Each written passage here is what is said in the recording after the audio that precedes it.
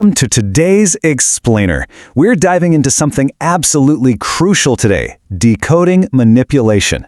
You know, we interact with dozens of people every single day, but let's be honest, not everyone operates with the exact same intentions. So today we're taking a fascinating journey straight into the hidden tactics of human behavior. We're going to learn exactly how to build an impenetrable shield around your mind. Let's get right into it. Think about this for a second. If someone walked up to you right now and said, "Hey, I'm going to betray you," would you trust them? No way. Absolutely not. And that is exactly why true manipulators never, ever announce their intentions. They don't attack, they infiltrate. They don't push you, they build trust. They arrive completely disguised as the perfect romantic partner, the most supportive friend, or maybe just the friendliest coworker you've ever met. And once that trust is locked in, it becomes the exact weapon they use against you. So how exactly do they infiltrate? Well, it's a very precise three-step process. Imagine a new employee joins your company. He's incredibly polite, right? He helps everyone out, compliments people, and is constantly grabbing coffee or tea with all the different teams. Within just a few months, he's everybody's favorite. Because people feel so comfortable around him, they start sharing things. Their personal struggles, their real opinions on office politics, their complaints about the boss. What he's actually doing in step 2 is creating a mental file on every single person. Then, a promotion opportunity opens up. Suddenly, this same friendly guy starts using all those shared secrets and insecurities to eliminate his competition and grab the spot for himself. Did he suddenly turn evil overnight? No. He was literally just gathering information from day one. Now, this brings us to a crucial rule of self-defense, and it requires us to rethink something we usually see as a purely good thing. We really need to contrast being honest with being an open book. A lot of people mix these two up. Being honest, that's a positive virtue. But becoming an open book, sharing every single plan, every fear, every little secret, that is a dangerous vulnerability. Think of life like a giant game of chess. If you announce your next 5 moves to your opponent, they're going to easily anticipate your strategy and crush you. Sharing every piece of information isn't a sign of maturity. It's a dangerous naivety that just gives your opponents time to prepare. You've got to keep your plans secure until they actually become reality. Centuries ago, Machiavelli provided a piece of insight that hits the nail right on the head regarding human nature. To understand humans, don't look at their words, look at their interests. People usually do what benefits them, not necessarily what they promise they're going to do. Someone can tell you 1,000 times that they're your best friend, but the real test, the true character of a person is only exposed when their interests collide with yours.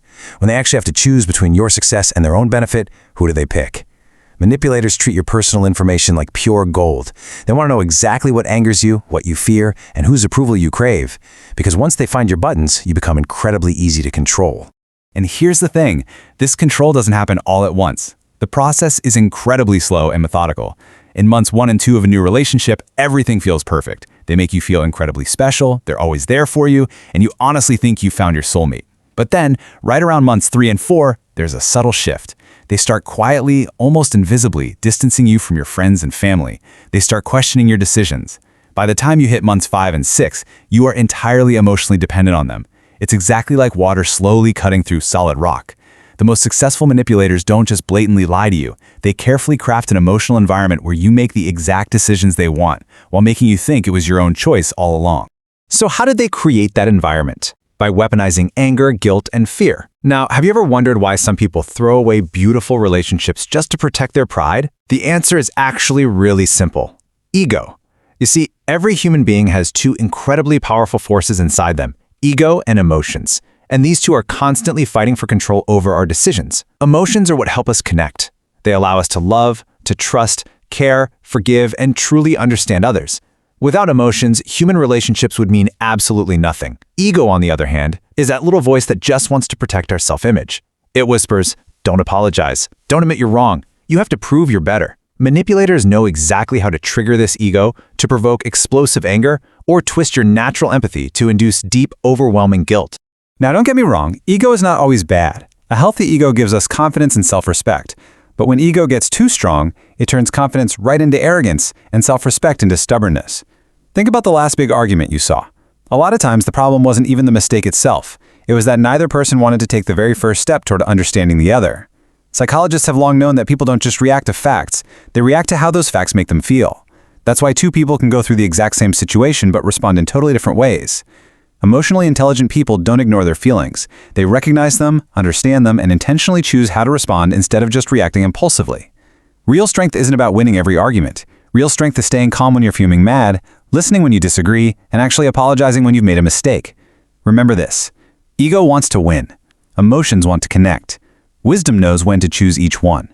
So the next time someone provokes you or your ego is screaming at you to fight, I want you to pause and use this 3-step framework.